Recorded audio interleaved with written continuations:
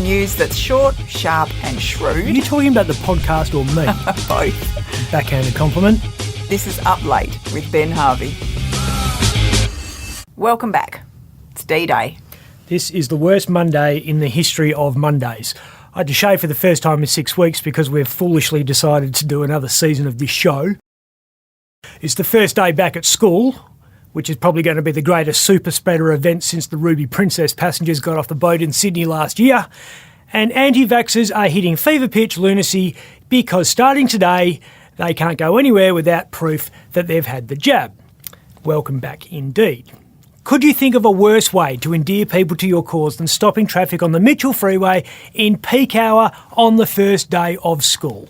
Nasty. Well, there's a new sheriff in town. Yes. Apparently there's a new arm of law enforcement in Western Australia. We now have the WA Police, the Corruption and Crime Commission, Australian Federal Police, Border Force and common law sheriffs, one of whom issued papers to real police today requesting that they arrest Mark McGowan. Yep, the protesters are out and about. Here's a bit of arithmetic for kids on the first day of school.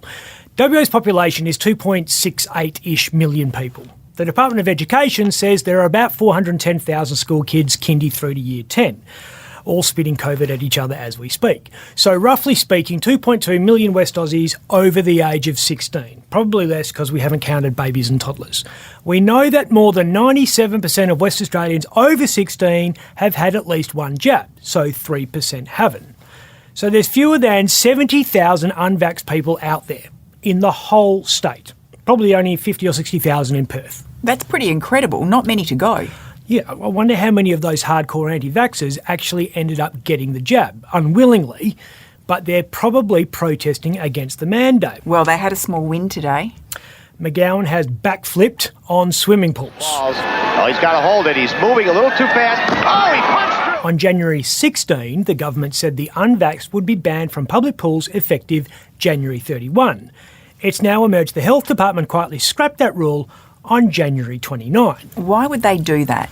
Well, the government has said pools are often used for therapy purposes and provide other health benefits, in particular in regional areas where pools are known to reduce rates of ear, chest and skin infections, particularly in more vulnerable cohorts. Which means we are purposefully letting unvaccinated people soak their riddled bodies right next to West Australians who have a much higher risk of dying from COVID because of pre-existing medical issues. That is the dumbest idea I've ever heard. Who is writing this health advice? You get whiplash trying to keep up. Last day of January and McGowan already looks like he needs a holiday. I thought my Monday was bad. He's been busted gilding the lily about those 300 new hospital beds that were going to save the hospital system from collapse. Because 24 aren't new at all, they're actually existing private beds repurposed for the COVID. He's got big business moving over east in protest over his quarantine policy. People like Richard Goyder say it's too hard to do business from Perth at the moment. Also, what's the point of being a millionaire if you've got a holiday at Ledge Point?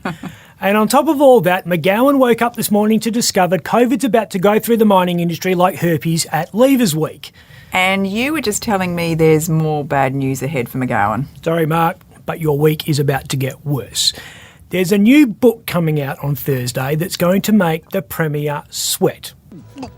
Actually, not just McGowan, every politician, business person, journalist and bureaucrat is going to shit themselves.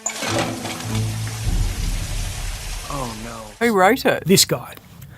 Most people won't recognise him, but if you're over 50, you might. It's Julian Grill, who was a minister in Brian Burke's government in the 1980s.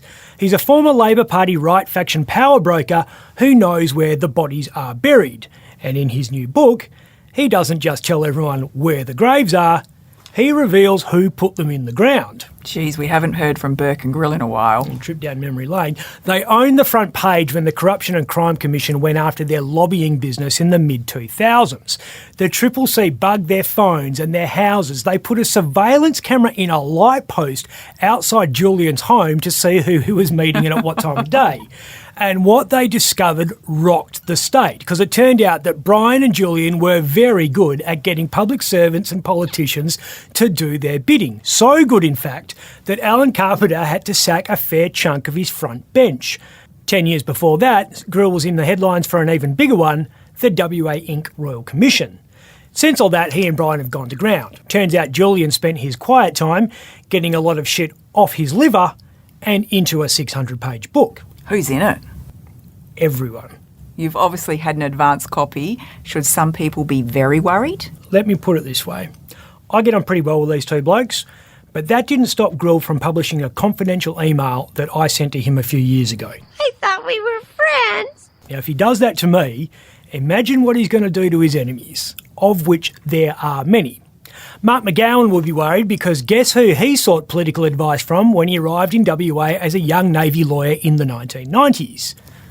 Brian Burke and Julian Grill, the same pair that were expelled from the ALP and who were banned from talking to Labor ministers. Now, Mark isn't the only Premier mentioned. Dowding, Lawrence, Court, Gallop, Carpenter, Barnett, they're all in there with his views about who they are as people. Grill turns the tables on the journos who have pursued him over the years. He spends page after page eviscerating lawyers, judges and academics. He goes after the cops. He divulges intimate details of the business deals he was involved with, including with this guy. Come on, challenge me. Don't worry, Andrew. He does.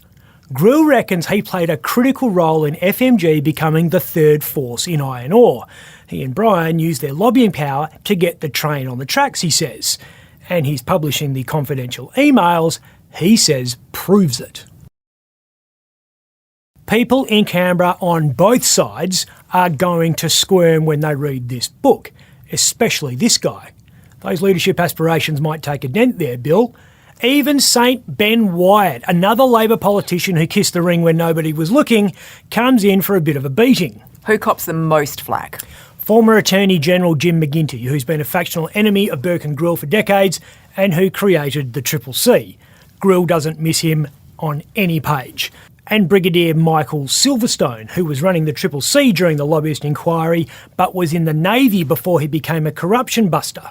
Grill dissects his role in the Children Overboard affair and also the Tampa affair as part of a broad character assassination that will surely have the Brigadier searching for defamation lawyers on Facebook Marketplace. You'd know some defamation lawyers?